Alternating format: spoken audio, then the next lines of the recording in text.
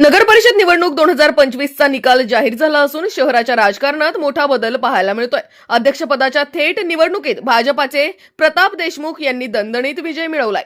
सविस्तर अपडेट पाहूयात या रिपोर्टमध्ये। नगर परिषद अध्यक्षपदाच्या लढतीत भाजपाचे उमेदवार प्रताप देशमुख यांनी राष्ट्रवादी काँग्रेसच्या सबिया बेगम कफील फारुकी यांचा पराभव केलाय।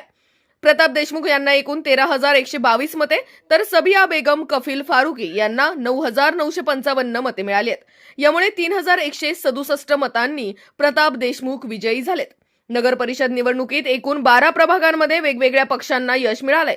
प्रभाग क्रमांक 1 मध्ये राष्ट्रवादी काँग्रेस आणि भाजपला प्रत्येकी एक जागा, प्रभाग क्रमांक 2 काँग्रेसकडे, प्रभाग क्रमांक 3, 4, 6, 7, 8, 11 आणि 12 भाजपाकडे, प्रभाग क्रमांक 5 काँग्रेसकडे तर प्रभाग क्रमांक 9 आणि 10 राष्ट्रवादी काँग्रेसकडे गेले आहेत। या निकालात भाजपाला सर्वाधिक प्रभागांमध्ये यश मिळालंय। निकाल जाहीर होताच भाजप कार्यकर्त्यांनी शहरात जल्लोष केला। ढोल ताशांच्या गजरात फटाके फोडून विजय साजरा करण्यात आला। विजयानंतर बोलताना प्रताप देशमुख यांनी शहराच्या विकासासाठी प्रामाणिकपणे काम करण्याचं आश्वासन दिलंय। नगर परिषद निवडणूक 2025 मध्ये भाजपाने अध्यक्षपदावर विजय मिळवत आपली ताकद सिद्ध केली आहे। आता नागरिकांच्या अपेक्षांकडे नव्या अध्यक्षांचं लक्ष असणार आहे। अशाच ताज्या आणि विश्वासार्ह बातम्यांसाठी चॅनलला सबस्क्राइब करा, व्हिडिओला लाईक करा आणि शेअर करा।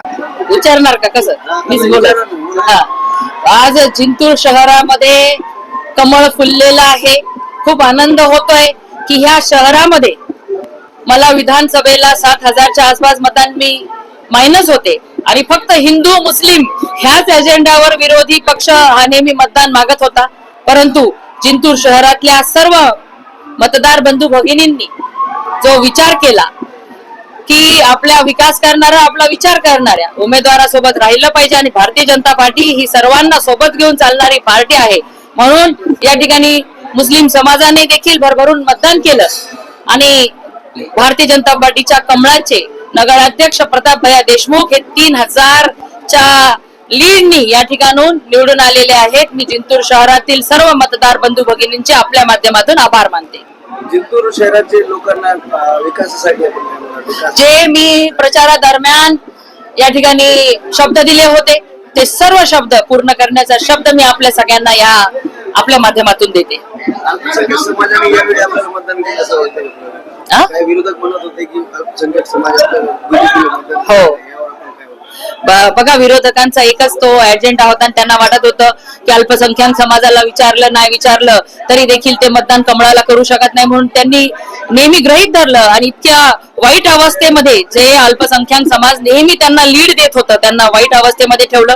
परंतु अल्पसंख्याक समाजाने सुद्धा ठरवलं की आपल्याला यावेळेस ह्या चिखल मुक्त व्हायचंय आणि ह्या चिखलात कमळ फुलवायचे आणि त्यांनी या जिंतूर शहरामध्ये कमळ फुलवलेलं आहे। आणि मी आपल्याला शब्द देते की या जिंतूरला स्वच्छ, सुंदर, सुरक्षित असं शहर बनवण्याचं जे आपण या निवडणुकीच्या प्रचारादरम्यान बोललो होतो ते पूर्ण करून दाखवू। धन्यवाद।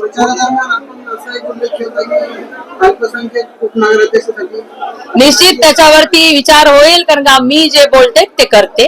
फक्त निवडणुकीपुरतं, मतदानापुरतं आम्ही काही करत नाही आणि त्यावर योग्य, कारण की एवढे अल्पसंख्याक समाजातील मुस्लिम माझे बांधव बंधू भगिनी या ठिकाणी निवडून आलेले आहेत, निश्चितच समाजाला न्याय देण्यात येईल।